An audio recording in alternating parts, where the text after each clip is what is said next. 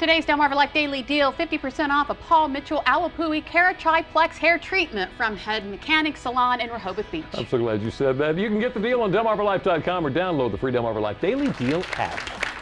Well, the show is only 3 weeks old. Already, TV critics are praising Under the Dome, which you can watch right here on WBOC. Now, the show takes place in a town named Chester's Mill. It's a town that's loosely based on Bridgeton, Maine, where residents there think all of the hoopla is pretty cool.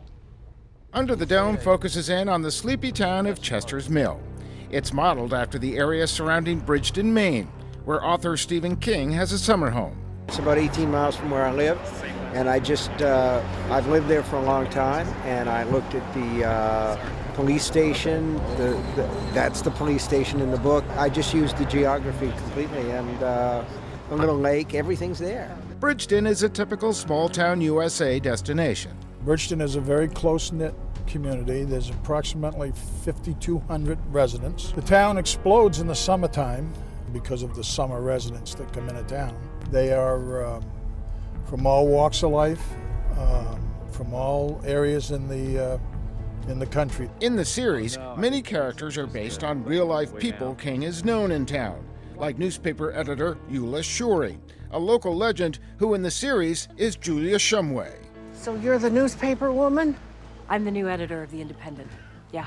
My mother was the longtime editor of the Bridgeton News, and Julia Shumway was crafted around my mother's work and my mother's intrepid spirit. She loved Bridgeton, she loved newspaper work, and she was very successful. The downtown features places like Bridgeton Books, a favorite Stephen King shopping destination. Yeah, he shops here.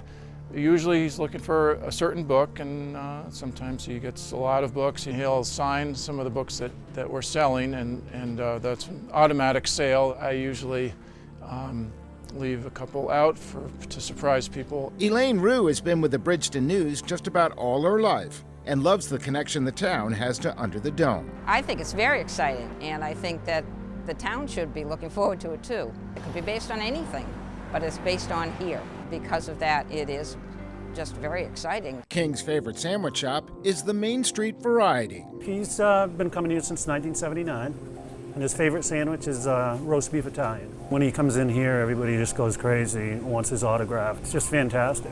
He may be a local legend, but in Bridgeton, he likes to keep a low profile. He comes in, sits down. You can catch him on a park bench anywhere reading a book. We have an awful lot of people, though, who come to town who hear that he's around here. And the residents of Bridgeton try to keep his privacy for him. We don't tell people where he lives, because after all, he's one of the Bridgeton residents. In fact, during one recent King visit to Bridgeton, CBS News Sunday Morning caught up with him. I like the idea of the small town too, because people have got that Walton's vibe where everybody gets along, everybody knows everybody, and I thought, well, if you put people under pressure, what happens then? But if you think the often creepy characters depicted in Under the Dome are true to life, think again. There's nobody that's that creepy in this town. The residents here are not like what you would see in a Stephen King novel.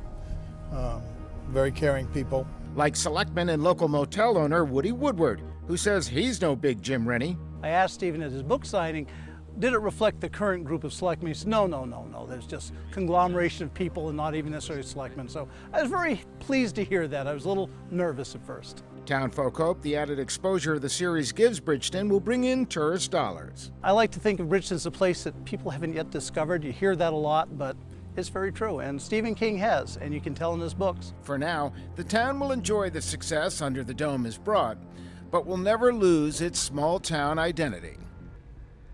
And don't forget, Under the Dome takes place tonight at 10 o'clock right here on WBOC. Well, thanks for watching Delmarva Life. Be sure to join us tomorrow. You have a chance to be an extra in a movie that's being shot right here on Delmarva. We'll learn more about this local project and the touching story behind it. There's a group on Delmarva that's been providing therapy for disabled people for more than 2 decades. We're going to find out how this service opens up a whole new world for those who lead lives limited by their disability. The newly crowned Miss Delaware stops by to tell us more about her platform and the busy year she faces before competing for the Miss USA crown. And we're in the kitchen with Adam's Ribs making a summer dish that won't weigh you down. Don't forget, if you missed any of today's information, just visit DelmarvaLife.com. Delmarva Life, life at its best, here on Delmarva.